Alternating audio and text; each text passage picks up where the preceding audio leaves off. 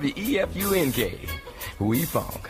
Coming in at numero cinco, two famous words and one of the craziest moments in the history of boxing. Of course, Duran-Leonard II and no mas. Of course, one of the most notorious moments in all of boxing came at the Superdome in New Orleans, November 1980. However, it, of course, was a rematch, as 5 months earlier, in June of 1980, in Montreal, Hands of Stone Roberto Duran handed Sugar Ray Leonard his first loss, taking the welterweight strap from the future of American boxing, and Roberto Duran would return back to Panama, a conquering hero, now 72-1, mind you, 72-1. With 50 knockouts, Roberto Duran would return home to a parade of 700,000 after the biggest win in Panamanian sports history in one of the biggest fights in all of boxing. And I guess Roberto Duran partied appropriately, reportedly gaining and losing over 50 pounds in the 6 months in between fights, including 20 pounds in the last month. Okay, having to cut major weight before fight night. All right, Sugar Ray Leonard, on the other hand, was a different story, as he would not only leave the fight devastated, but humiliated, as Roberto Duran talked a lot of trash leading up to the fight, including a lot of homophobic slurs, which Sugar Ray was suspiciously offended by. Right. As well, there was literally like a Clubber Lang situation where Roberto Duran like mocked Leonard in front of his wife and challenged his wife if he wanted a real man. If you want a real man, what you looking at, woman? You want a real man, woman? Come fuck Roberto Duran, woman.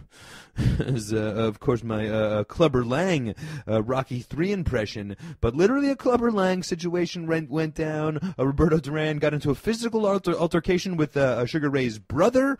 Overall,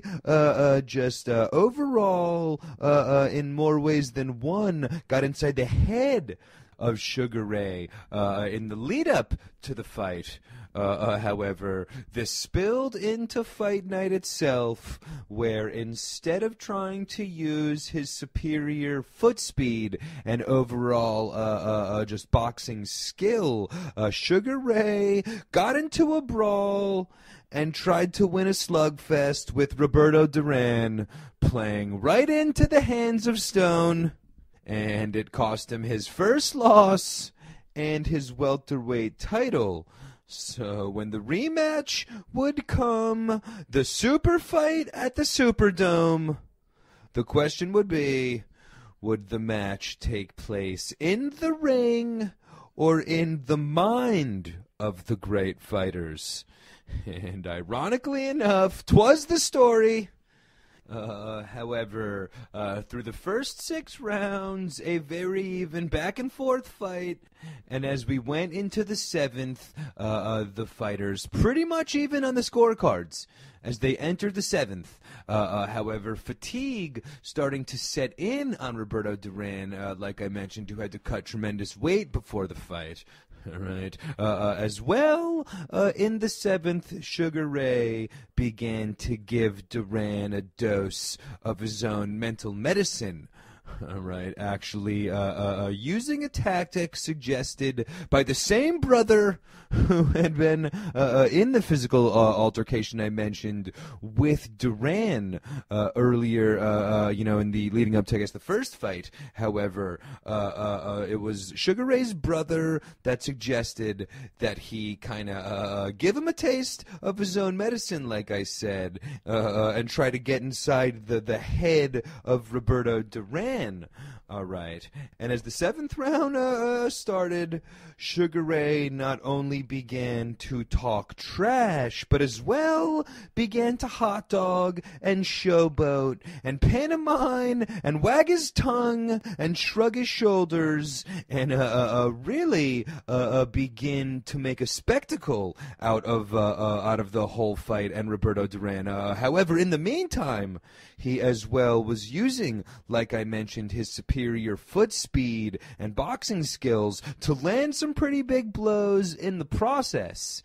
And not only did the punches catch Duran, but all of the antics got inside the head of the tired warrior. And throughout the 7th and 8th round, Sugar Ray dominated, not only physically, but mentally, I guess, highlighted by one of the most famous punches in all of boxing, with the helicoptering right arm of Sugar Ray swinging 100 miles an hour. It was the clear left jab that, in all essence, ended the fight, and I guess ultimately led up to the historic climax and the 2 most famous words in all of the Spanish language, no mas. As with 20 seconds left in the 8th round of a 15-round fight, mind you, as they're still fighting 15, so 9 rounds to go of Sugar Ray dancing around, Roberto Duran called it quits and waved his hands to the ref. However, confusion started to set in as Sugar Ray kept fighting as Roberto Duran waved his hands again. The ref broke up the action and called for a restart in the center of the ring because nobody understood. Nobody spoke Spanish. The sold-out crowd at the Superdome, the referee, Sugar Ray Leonard, all tried to understand the translation as Roberto Duran was calling it quits in the middle of the round in the center of the ring, and Hands of Stone wanted no mas, and the fight just kind of ended, and the bully had officially been bullied, as Roberto Duran, just really a known at this point too, as just, you know, the reputation for just the meanest and toughest guy in the sport. He's, you know, from the streets of Panama, turned pro at 16. At this point, he's 72-1 with 50 knockouts, and just quit in the middle of the ring. And in that moment really went from, you know, national hero to total disgrace on the streets of Panama. And really, those 2 words, no mas, would really go on to forever define his, you know, just amazing Hall of Fame career, as he went on to win over 100 fights and was really just an all-time great.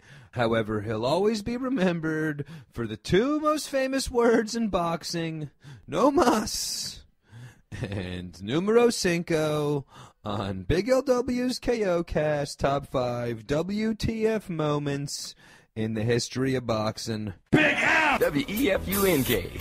We funk.